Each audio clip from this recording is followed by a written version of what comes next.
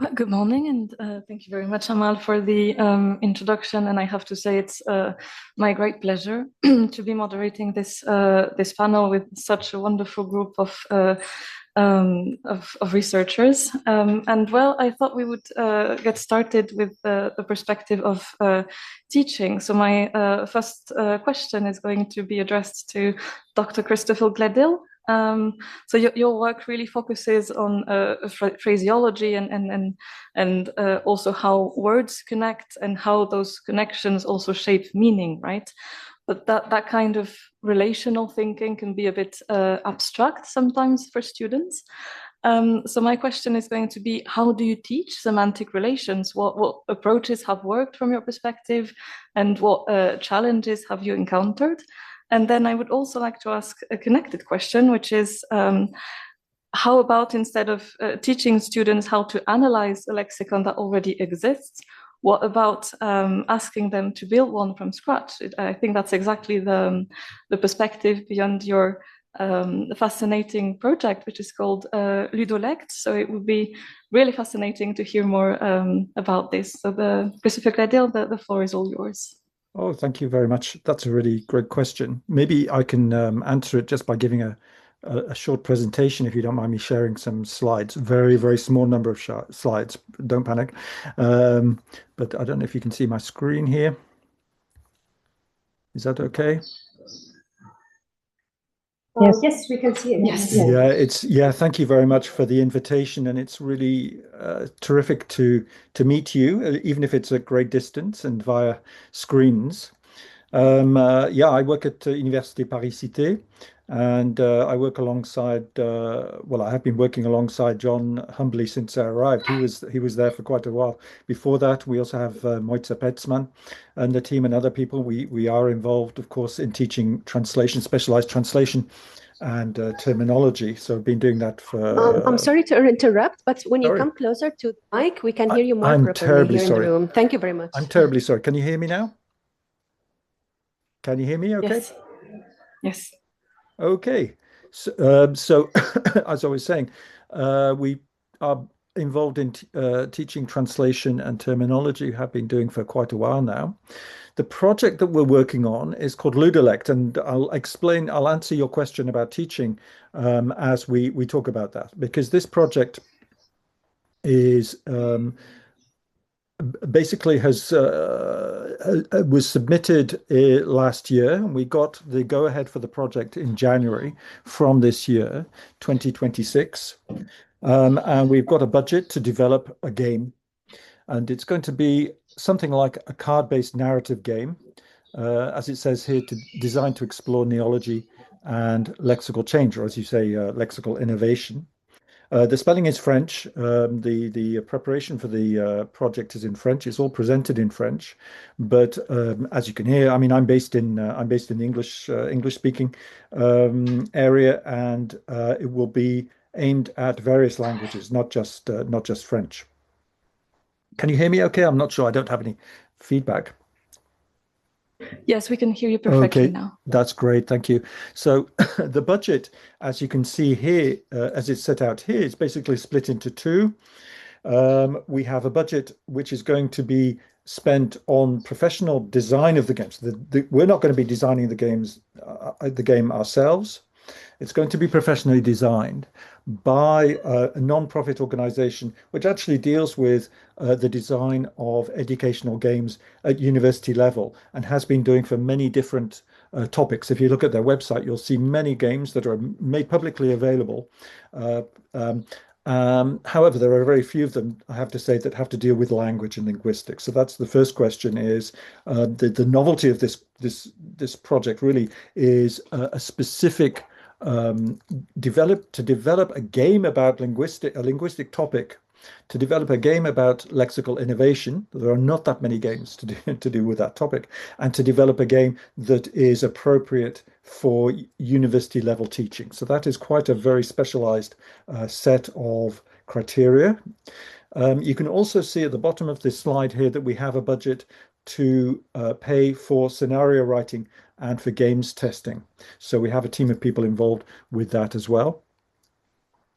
So there are three teaching objectives then. The first one is very, very broad. It's not just to do with linguistics, but to encourage structured dialogue in language classes. So that means that the project, we should be able to develop a game that is easy to introduce, easy to implement, and can be used within the 60 minutes or so that we have in a standard communication skills classroom. For my purposes, I want the game to be able to enable students to become familiar with neology, neologism, formation, and lexical evolution. So that is really where the scientific core of the game is. The core of the game, the card game, will be if you like, the engine of the game will be about lexical innovation. But because it's going to be a role-playing game, we also need scenarios. And this is where the third point comes in. We need specialists to create their own tailored scenarios. We already have a team of people working on this, as you can see here. I'm basically the linguist running the project, but I'm looking for somebody maybe among you who would be interested in taking part in the project as a linguistic consultant, in particular to do with terminology. I work in discourse analysis, I work in grammar, I work on phraseology, and a whole range of different topics, translation studies, of course, but I'm not a terminologist by training. I don't have the terminology perspective. I don't have the intuition and the model of neology that I think some of you may have, and certainly those of you doing research in this area. So really, it would be very, very interesting, I think, to have somebody on board who's able to help us in a consultancy role that can help us with the scientific validation of the project. Like I said, the other people in the team are the association, the Association Ikigai Games. They will be developing the core engine of the game, but we also have a team of game testers and scenario writers. These are the people who are going to be writing scenarios for the game, and they're going to be able not only to make it applicable to a whole range of different topics, not just language teaching, but they're also going to be able to adapt the game for their students. So a lot of them are working with students in different areas. For example, we have a chap here called Eric. He's working on economics. He's already started thinking about how the terminology of economics has evolved over time and how the different words for currency, for example, have developed over time. And so he's interested in writing a scenario which he's going to be able to test with his students. We have another colleague who's familiar with role-playing games, and we even have Raquel Raus, people like that. Raquel, I discovered only recently, is very interested in role-playing games, and she said she absolutely wanted to be involved in the project. So there she is. I'm not sure if she has time to come to all of the meetings and so on, but hopefully she'll be able to participate. Now, I just wanted to answer the question related to teaching and using games in teaching. Perhaps I should mention the concept of game-based learning. Over the last few years now, I've become more and more involved in this topic, and really interested in applying the concept of game-based learning. It's called various things in French. There are conferences, so there's theory, to my own teaching. Those are a list of my some of my main teaching activities. And over the last 12 months, I have essentially converted almost all of my teaching. I think whether it's translation, whether it's linguistic teaching of contrastive phraseology, where we're dealing with cultural keywords, teaching about plain language or discourse analysis, or absolutely every single teaching course now has games involved. It's not playing the games as such, but using the game to teach a specific question. In this particular case, I'm interested in using a game like Ludolect to teach not only on the technical translation course, but also in my linguistics course and in my clear writing course, the concept of lexical relations. So the concept of lexical relations can be taught using a commercial game like Taboo. And I've tried it out, and it works really nicely. You can use Taboo to teach. You don't use the game itself. You use the material. You use the concepts. It consists of a list of words with various clues to how you're supposed to guess that word. You can get the students to play 1 or 2 rounds. That breaks the ice, if you like. That gets us into a ludic atmosphere in the lecture theatre. And in a big lecture theatre with 60 students, I distribute 1 card per student, and they actually have to, they're simply asked to draw the lexical relations that they imagine between the different lexical items on the card. First of all, draw it, not write it, not even translate it, just give a visual representation. So that gets them into the idea that they can actually start drawing these semantic relations. So that just gives you an example of the kind of thing that I'm interested in. I could talk to you more in detail about that, but that gives you a basic introduction to what I wanted to talk about with you today. Sorry about the length of that presentation. No, please don't apologize. It was extremely insightful, and in fact, I would really like to hear a lot more about how you also adapt the games to different teaching topics, and I would also be very curious to hear about what are the actual learning outcomes, and what's the perception of students as well. But those are really difficult questions. I can imagine. Really interesting questions and quite difficult ones, really. I don't have a ready-made answer. And the only answer I can give you is very obvious answers, like it certainly helps me morally. I think over the last 12 months, I mean, I've been talking with colleagues who said, they've had to revolutionize the way that they teach translation, specialist translation, different areas of translation. I met a colleague a few months ago who said he'd never had such a difficult semester. And so it's got us thinking about how we deal with teaching and how we deal with face-to-face interaction. And the coming of AI and the way that we have to deal with the question of how we evaluate these different activities has made me completely rethink the way that I teach translation. So I'm absolutely committed to not teaching translation in the same way that I have been teaching over the last 15 to 20 years. Well, to give you a very short answer. No, that's actually perfect, because I think in the interest of time as well, it's going to be good to move to our next panelist, and in this case, it's going to be Dr. Ostroški Anić. So we've talked about lexical innovation and how that can be taught in the context of the classroom, but also it's something that very much happens in the wild and in specialist communities as well. So general neology happens at a very large scale. It's social media, it's the news, it's everyday speech. But then terminological neology is very different, because it happens in more bounded communities. And so my question to you is going to be, how do we monitor the development of terminological neologisms? Well, first, thank you very much for inviting me. I have already started thinking about some of the things that I did or participated in relation to what Professor Gledhill was talking about, but I think it's also very connected to the terminological neology and your question. It is, yes, it's different. It's very much different how it happens and how you monitor and research in general.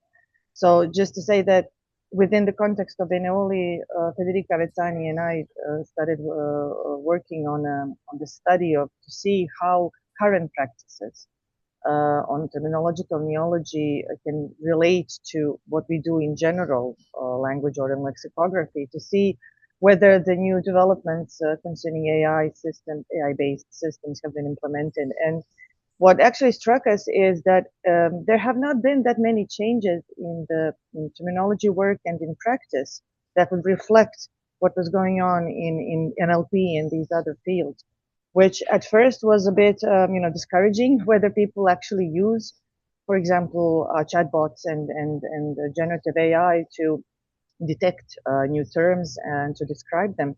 But then there was also a good thing about this is that there's still very much there's very much reliance on experts and on cooperation with experts. So I think that if we want to set some criteria for how we would detect new words easily, not just randomly, you know, what happens is that people usually, in their connections with experts or in their particular field, they know which new terms emerge. If you work in cybersecurity, if you work in artificial intelligence, you know that these domains are exploding and that there are, you know, so many new concepts on a day, almost on a weekly basis. But if someone is doing a more organized terminology work and you need to monitor different domains, then it's not that easy just to go and guess, you know, which new concepts have emerged or which new terms for maybe older concepts but have been now changed. So this is the semantic change we mean by when we say that also in terminology, if there are new findings about certain concepts, then maybe there's the need to change the term as well.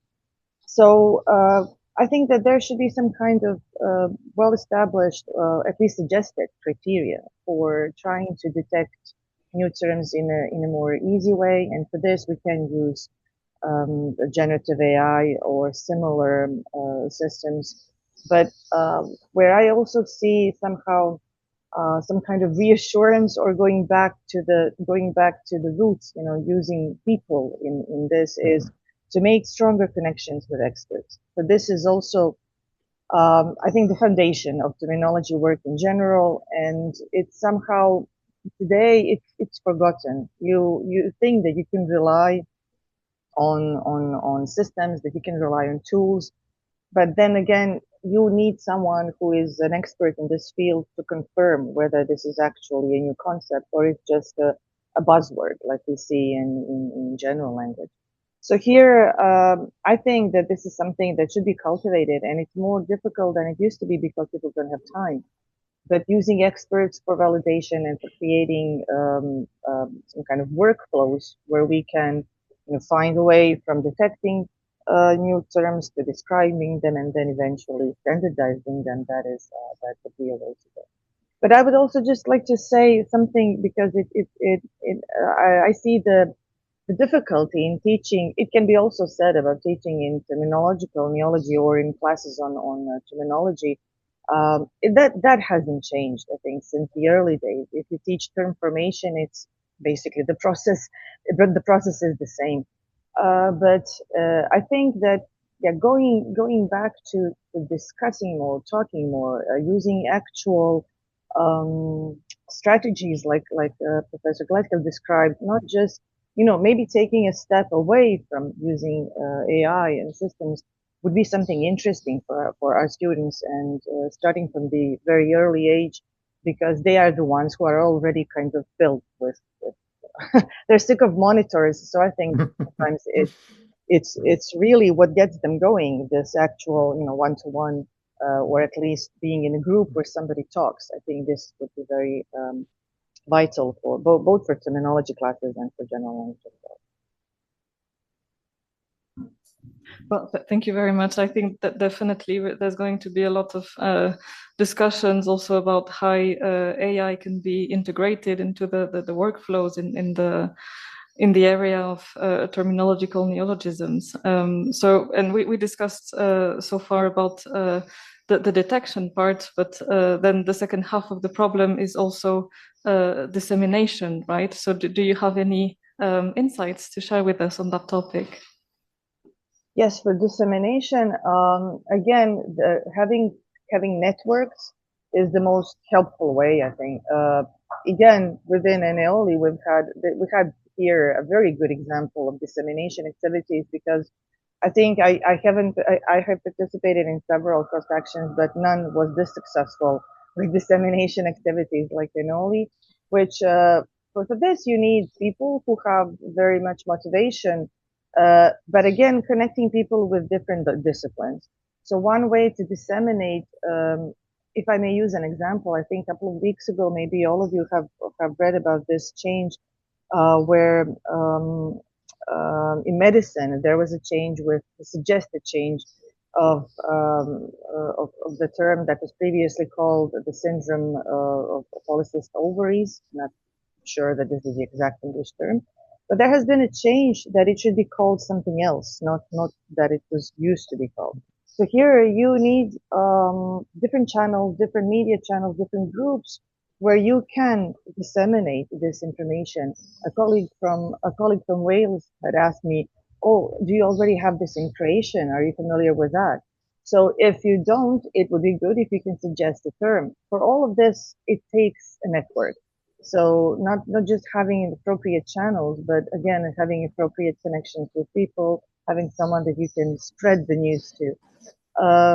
What I haven't said about detecting neologisms is, of course, what we have been using. The first point is having specialized corpora. So this is something that I'm not sure how it will develop in future. I think no one is, because corpora are not what they used to be, and specialized corpora in particular are not that easy to compile.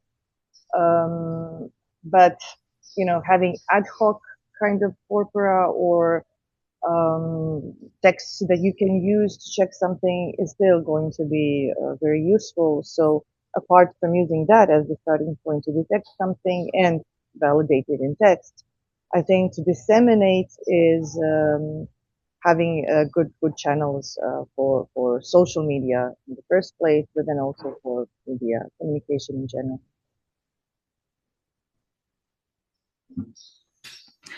That was very insightful. Thank you so much for sharing your perspective. And I think that also makes for a very nice transition to our next panelist, right? And that's going to be Dr. Sánchez Cárdenas. Because, well, once we have detected and also disseminated new terms, well, words actually travel, right? They don't just sit in term banks. And when they move from specialist discourse to the public debate and social media, they also carry conceptual frames with them. So sometimes those framings can be illuminating, sometimes distorting, or sometimes even weaponized. And so my question to you is going to be, can neologisms speed up social change? Because some terms really carry some frames that have the possibility or the power to shift from awareness into then also behavior. So what's the social impact of lexical innovation? Well, thank you for inviting me to this panel. It is a pleasure to be here with all friends, and an honor to be here with such distinguished colleagues. The short answer to your question is yes, definitely new words influence social change. Think about the word flight chain that appeared in 2017 at the same time in Swedish, in German, Flugscham. This word was then popularized by Greta Thunberg, in 2019, and today it appears in policy papers, airline reports, and it even has a Wikipedia entry in 27 languages. So the question is maybe rather, when can neologism speed up or influence social change? According to the scientific literature, neologism can accelerate social change if they fulfill 4 cognitive and linguistic conditions. First one is hypostatization, which is not a neologism. And it's, of course, you're familiar, people from ENEOLI, with this term, but for those who are not, it consists on giving a name to an emotion, something abstract that existed already. And as the result, it increases a shared concern, a shared feeling. For instance, flight shame, the feeling existed before, this contradiction between liking to travel but worrying about the climate. But the fact that the word came up gave a reality to this feeling, and more important, it helped people realize that other people felt the same. The second condition is communicative efficiency. Of course, think about carbon instead of carbon dioxide and other greenhouse effects, or greenwashing that it encapsulates something very complex, such as presenting a commercial decision as environmentally motivated while it's not. So the advantages of this communicative efficiency is less effort and more lexical density, which speeds the circulation. The third criteria would be anchoring with metaphors, of course, through metaphors. A familiar concept is projected into a new domain, and it goes from unfamiliar to graspable. For instance, whitewashing, which was already a neologism and already a metaphor at the time, became greenwashing, or footprint, to encode the term carbon footprint. And finally, there's another condition, which is a change in the frame. So most of you are familiar with frame semantics, but for those who are not, a frame is a mental scene that the words activates in the speaker's mind, and it has participants as the scene of a piece of theater. For instance, flying activated the frame of a travel with the participants of passenger, destination, a cost, a plane. But from 2017 on, because this concept of flight change appeared, the frame activated a new role, which is the moral evaluation. So there was a change in the frame. The change was reframed. Sometimes a concept can be reframed because there are new synonyms that appear. And although there are synonyms, new different frames are associated with each synonym. For instance, climate change activated the frame of a natural transformation. But then global warming appeared, activating the frame of thermal increase. And in the last years, we've seen another concept, which is climate crisis, which changes the frame, although the concept is the same, with the new frame of emergency activating the frame elements, also called semantic roles of threat, responsibility, decision, consequences, moral evaluation, and victims. So yes, neologism may not only be a consequence of social advantage, they might also influence it when words, and this happens when words become mainstream. Thank you so much. That was extremely insightful. And I think a follow-up question to that would actually be, when does semantic change actually becomes manipulation? Because we have many buzzwords around climate change or other topics that can really have a different conceptual frame, also depending on who is using them. So what's your perspective on that? Well, of course, these are two sides of the same coin, right? The question, of course, is what is the limit between natural, innocent semantic shift and manipulation? Because, of course, sometimes a term is created with the intention to manipulate. Carbon footprint is one example. This was created, I don't know if you are aware of this term we all use. It was created by an oil company, BP. And it activated the frame of personal responsibility. They were asking people to calculate their carbon footprint. So putting their responsibility and individual, and of course, removing the company from the picture.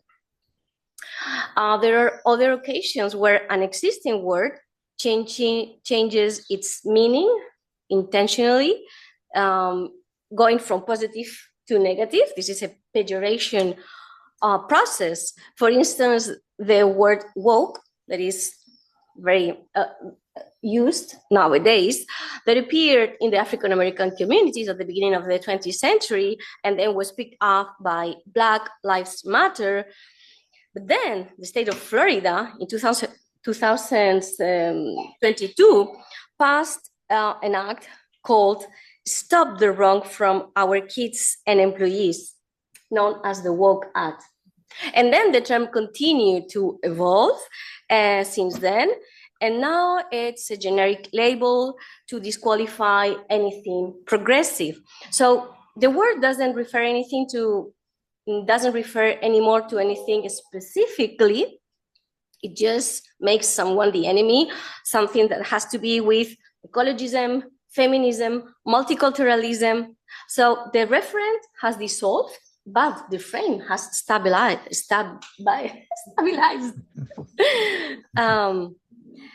There's another mechanism that is used is what I would call semantic hacking. And this is the most dangerous of all of the semantic shifts, because it empties the word from its semantic content and it injects another meaning. And the far right knows a lot about this. They are specialists in creating this semantic hacking. For instance, for Ayuso, the mayor of Spain, libertad during the pandemics, freedom, meant being able to go to the bar with friends and drink beers. That was the new meaning of freedom. And for the US current administration, an alien is an undocumented citizen, and they're creating a whole campaign to report aliens.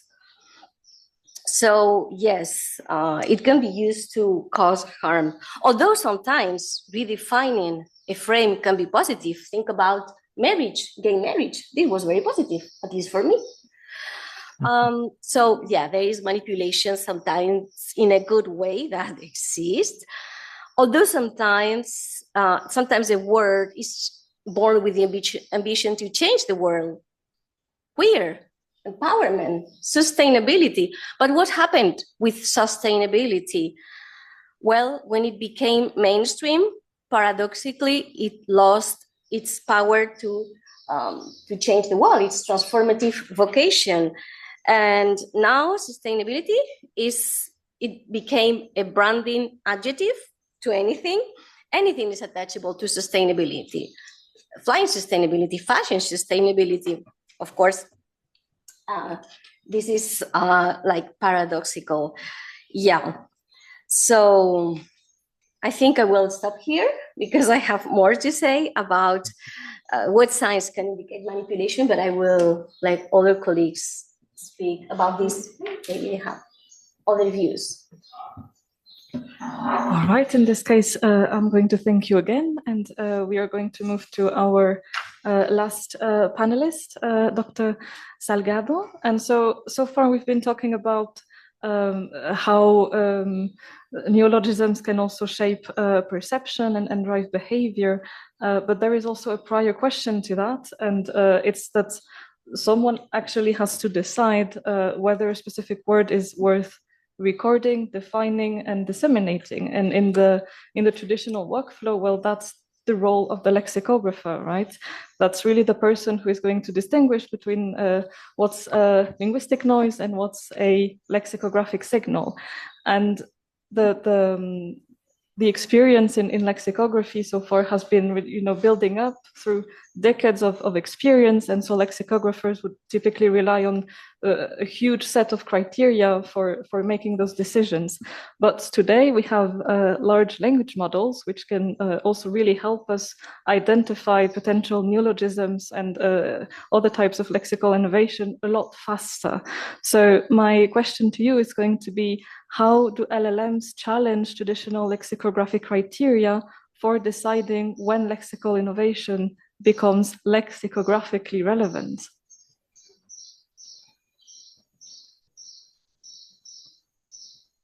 I think you're muted. Okay, now can you hear me? Yes, okay. So thank you very much for organizing this panel and bringing together these complementary perspectives. So from my side, I would like to approach, of course, the topic from a lexicographic point of view.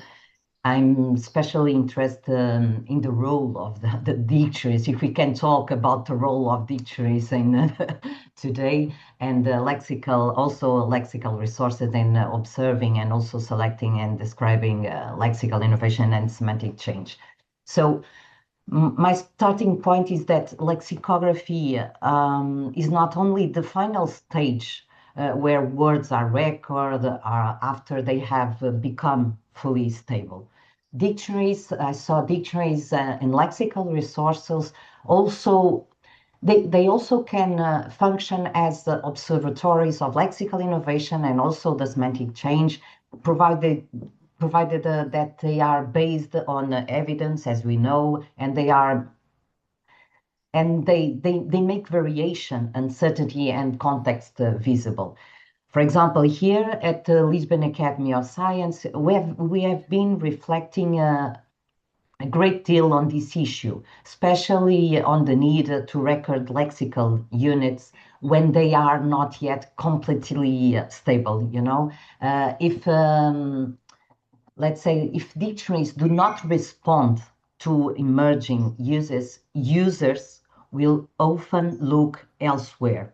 So in Google, in other dictionaries, and in large language models, or in other less controlled sources. So this is our main concern right now. Of course, this does not mean recording everything without thinking, without analyzing. It means that recording emerging lexical units with appropriate annotations. So now we are thinking about more components, about more lexicographic components to make these annotations, not just usage labels or contextual information, but also about notes on instability with appropriate annotations. And giving information about restrict circulation, for example. It seems to me that this is the direction lexicographic resources need to take.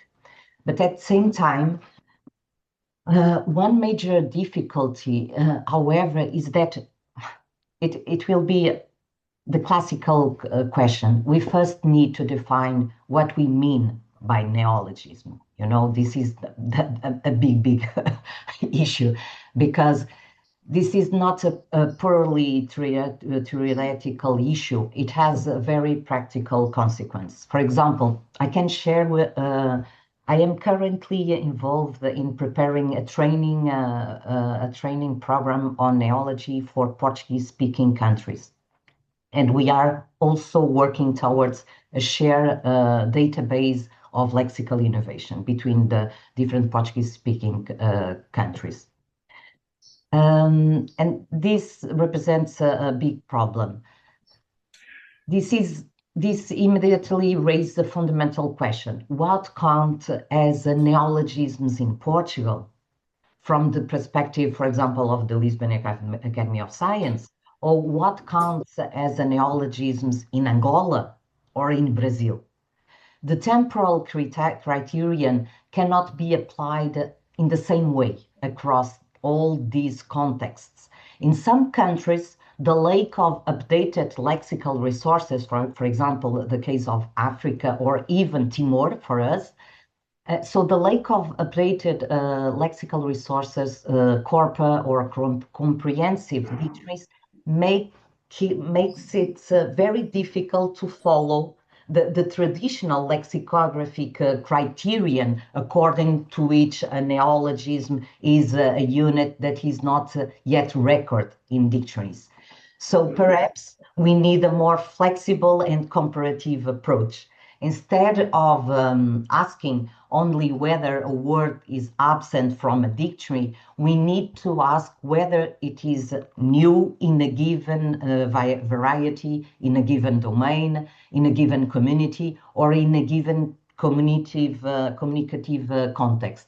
And this is particularly important for pluricentric language such as Portuguese, where lexical innovation does not circulate at the same rhythm or with the same visibility in all national varieties. So traditional lexicographic decisions are, of course, based on evidence. We look to the attestations, the distribution across context, and also look into the stability over time and also relevance for users. And large language models, answering your question, large language models challenge these criteria because they blur the boundary between attested, used, and generated language. A word or expression may look plausible and may even appear frequently in generated texts. We are observing this a lot in Portuguese texts, but this word can appear in generated texts without being social established among speakers. So for me, the question is, are we looking at real social circulation or only at statistical plausibility? For me, this is something that I'm really thinking about. And this, of course, doesn't mean that LLMs are not useful. Of course, we are using also, and even at the Academy for our lexicographic work, they can help lexicographers identify candidate neologisms. They are helping us to compare patterns of use and detect emerging meanings in large data sets. But they should be used as tools for observation, not tools for final decision making, you know? So a useful formulation, I think we can, it's LLMs do not make lexicographic criteria obsolete, but they are forcing us lexicographers to make those criteria more explicit. We need to ask what kind of evidence we are looking at, whether a candidate is actually circulating among speakers, and whether it responds to real communicative need or only to the statistical plausibility of generated language. That's it. Thank you very much. I think it's also a really fascinating perspective, what you mentioned about the criteria also being different in different places or communities, and the fact that using AI also forces us, in fact, to rethink and to strengthen the criteria that we have for defining what we mean by lexical innovation and neology. And because, well, now in the sorry, for example, for us at the Academy, our temporal criterion is just 5 years, you know. For example, to Angola, they need 20 or 30 years. If it appears on the corpora and 20 years ago, they will register because they don't have dictionaries, in digital form. You know, we are also helping our colleagues in Angola to retro-digitizing some old dictionaries that they have to help to do this work. But the difference is amazing. So yeah. Definitely, yes. And now in the interest of time, I think it would be the right time to actually open the floor for any questions. I think we can open the floor here in the room or the participants online, of course. If you would like to come here to make the question, perhaps you can, it's easier for them to see you and hear the question more properly. Thank you.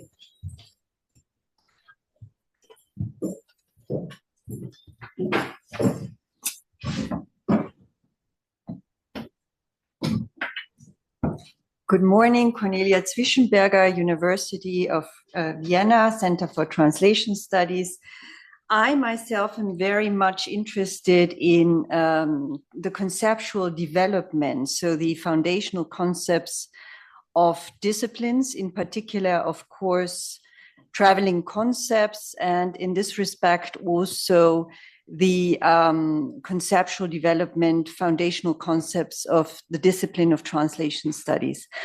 My question to you would be, what about the difference or the similarities between terms and concepts? because you seem to use them interchangeably. Thank you. So your question is, if I got it right, how to teach this? No. Really the difference and the similarity between the two concepts, if you will, term and concept. Thank you very much. How you see it, your take on it.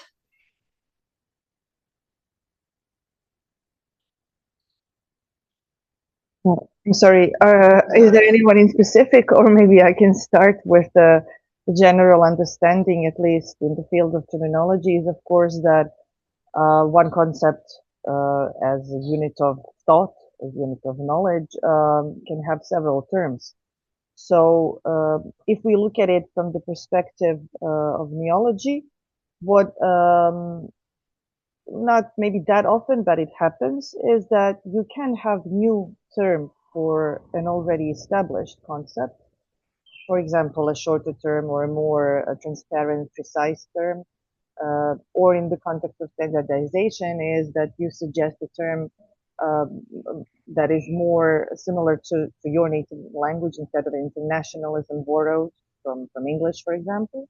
Or if there is a change in the understanding of the concept, like I mentioned, these medical concepts, that does happen, is that now we have new knowledge about it and might affect whether we will use the same term or we need to suggest some kind of modification of the term. Another example that was very, very well used in social media in the past 2 months is matrescence, if I remember the exact spelling, matrescence.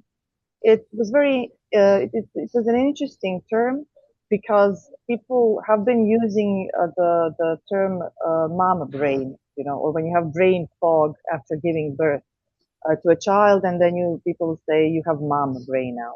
But then anthropologists and also medical experts started, writing short posts about the term matrescence. That is not a new term. It has been already suggested in the 70s, but they are suggesting that this is a medical term to be used for this condition because there was an apparent change in your brain. So this is the way I see it, that you can have a change in the concept and how it is related to other concepts in the network. Yeah, thank you. Thank you very much. However, my question refers more to the, you seem to use concept and term interchangeably. At least this was my impression during the presentations. Where do you see a difference between terms and concepts? Because I think it's not that easy. And where do you see the similarities? For example, when we think about concepts, I think more as a translation studies scholars of the work done by Gledhill, and so I see it more as a philosophical thing, whereas terms I see more related to lexicography, terminology work. Is this where you would agree with me, or do you see it in a different way? What about your take on it? I wouldn't agree that this is the difference. I think it's the difference in terminology between different domains, because terminology studies are more focused on the analysis of concepts. The terms are the lexical level, right? The linguistic level of the concept that we define. So this is when I would use this interchangeably when it is obvious that when we talk about terms, we talk about the linguistic level. We are looking for terms in the corpora. We are not looking for concept. We're looking for terms in the corpora in different texts, and then we use them to define concepts. This is how I would see it. So concepts at a higher level, at a meta level, if you will. Yes. Would you agree on that? Shared between different languages. Okay. I'm sure my colleagues can back me up or use their own perspective. No, because I think it's not that easy. I'm not an expert on this, but I think it's a tricky question. For example, I also can try to share what we are doing now with this work with speaking countries. In the work we are developing for Portuguese-speaking countries, we are considering a concept-oriented approach. Instead of starting only from the isolated lexical forms, that is the terms that appear in our texts, we begin with the concept. For example, the concept of collective means of transport, you know? Find the concept. And then we observe the different the terms that this concept may receive in different national varieties of Portuguese. Exactly. Yeah. So you see, you do see, of course, a difference. And yes, I see the difference, and I think this can, I don't know, it's too much to say solve a big issue that we have for pluricentric language. But in Portuguese, when we are working, for example, in Angola, in Brazil, in Portugal, then and one entry, another term, another entry, and this could mean that you have the concept, and then the terms point to this concept, but they are, you know, at some point they are linked. So for us, it's the concept, and as Anna was saying, at the linguistic dimension, we have the terms, but we are trying, but this is very, very difficult, okay? Very hard, because... but thank you for clarifying. Thank you. Okay. Thank you.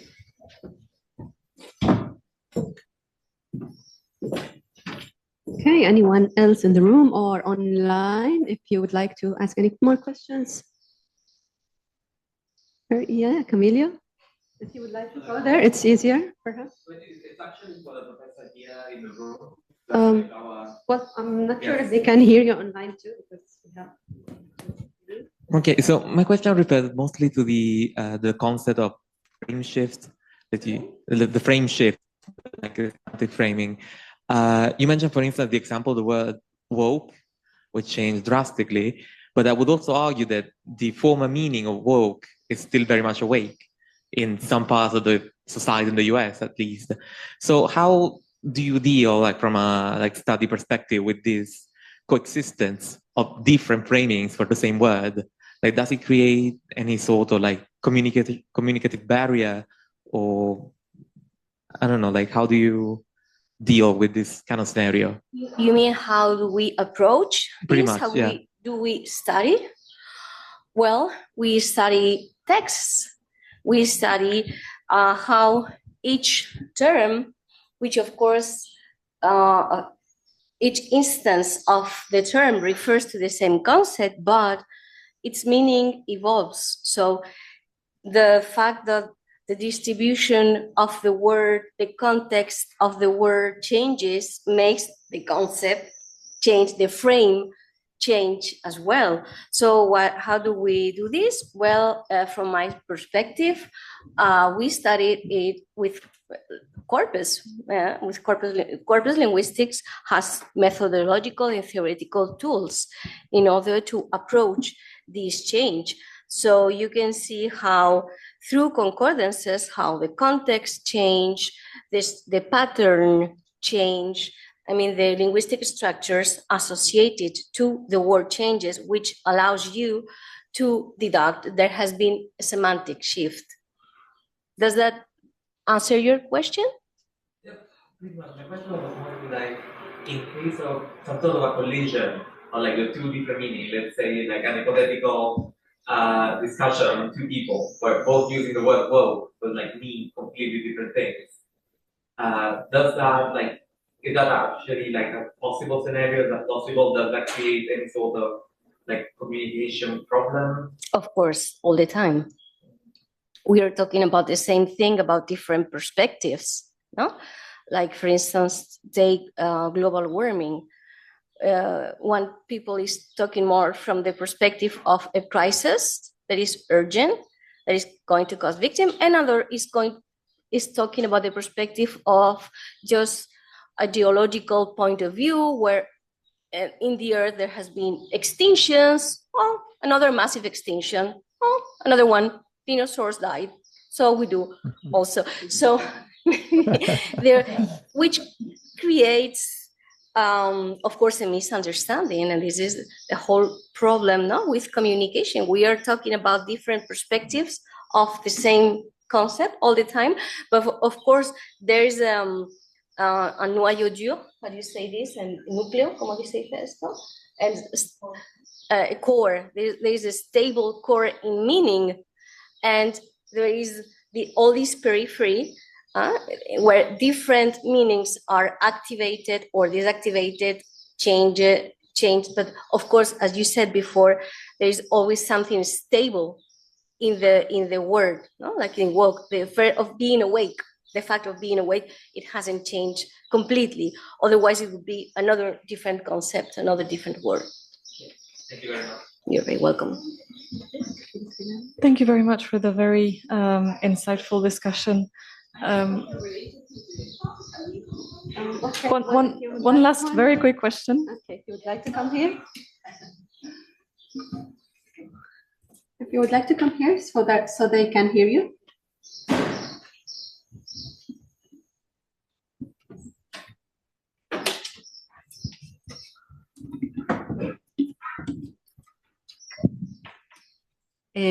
I found the comment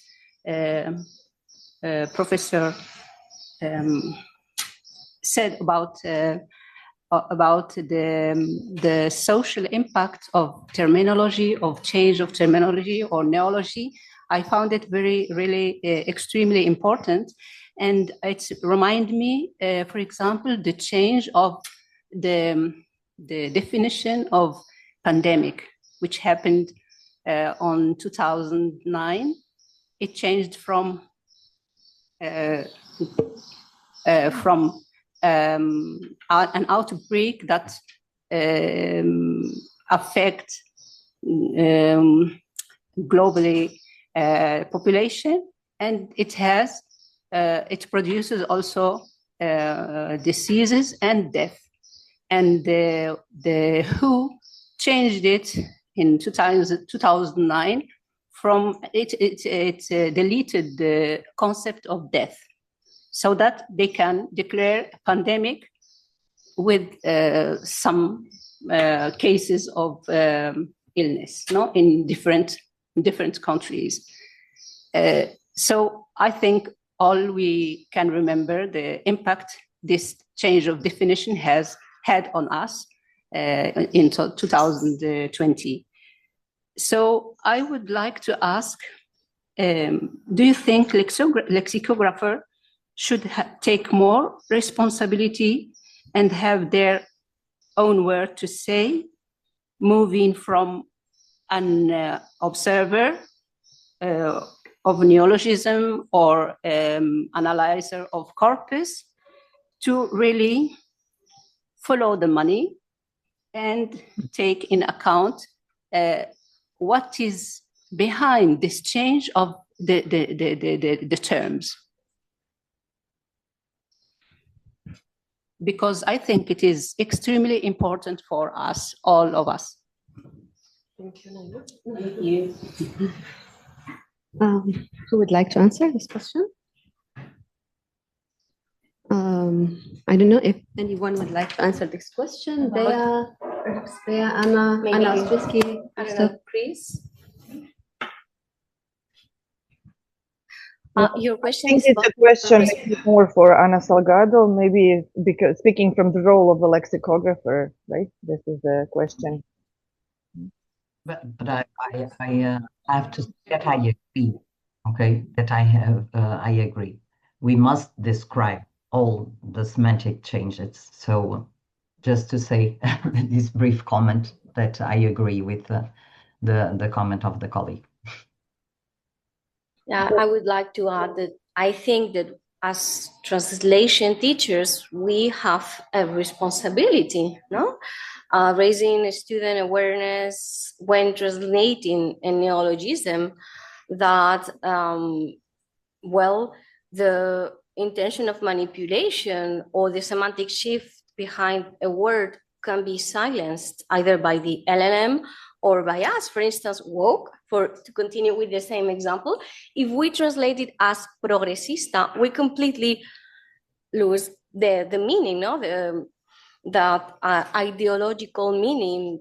So yeah, we must stay alert, and I think we need to make our students aware how words change diachronically, how lexical patterns and meaning can change and activated, desactivated, in order to develop critical literacy and to stay alert. Yeah. Maybe I could just add a little word from experience teaching translation. It's a point that comes back to Ana Salgado point about who do you trust and what is the source of authority. And you can take a dictionary like the Collins Dictionary, the Oxford English Dictionary. I'm talking about English, of course, where we have increasingly these dictionaries don't really have to do very much, because around them there's so much data, there's so many examples, and yet their data is pretty stable. And when I'm looking for etymology, it's increasingly hard to find a very stable etymological dictionary online which isn't contaminated by all sorts of rubbish. And it's actually very useful to go to the students, to come back to what Beatriz was saying about the students, and you say, well, okay, look at the Collins Coburn definition for this word, like woke, or a new word, for example, that we were looking at was, I've forgotten the example now, but we went on to Urban Dictionary. And I don't know if you go to Urban Dictionary, I can understand why people would avoid Urban Dictionary, because there is virtually, despite all the messages they put out, there is no control over who puts up a definition.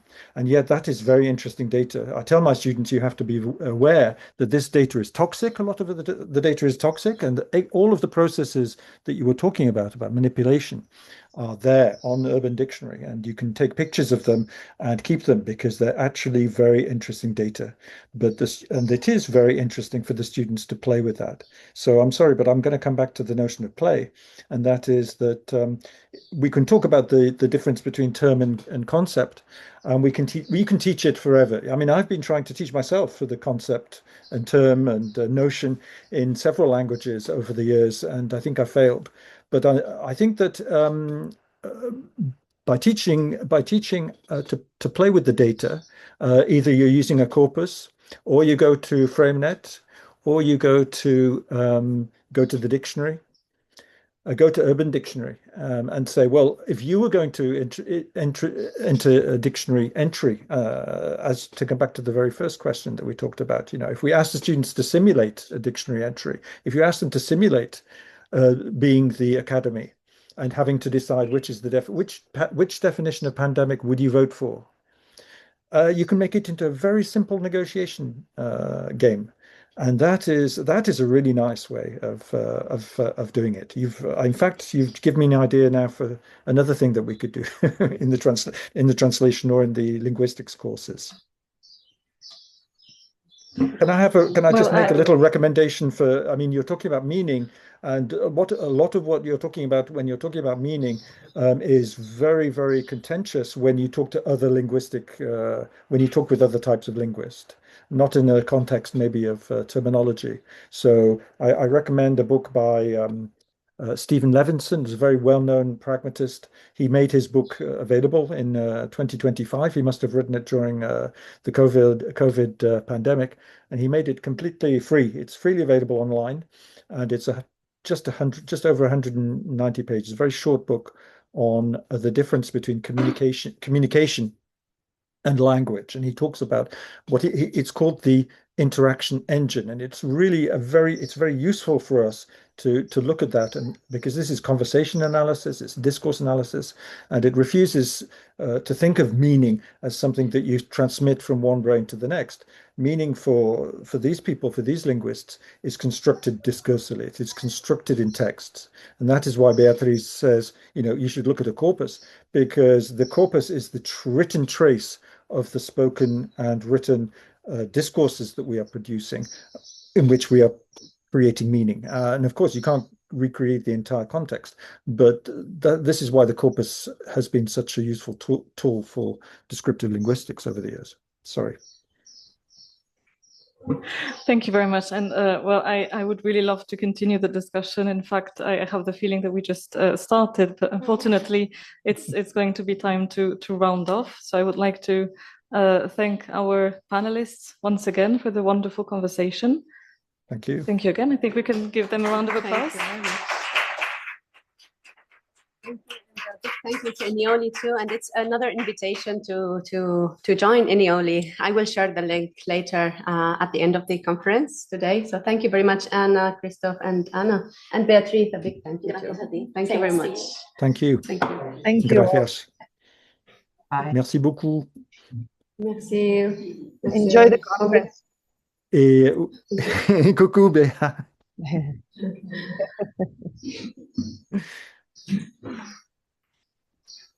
Okay, so well, thank you very much for joining this very interesting panel discussion.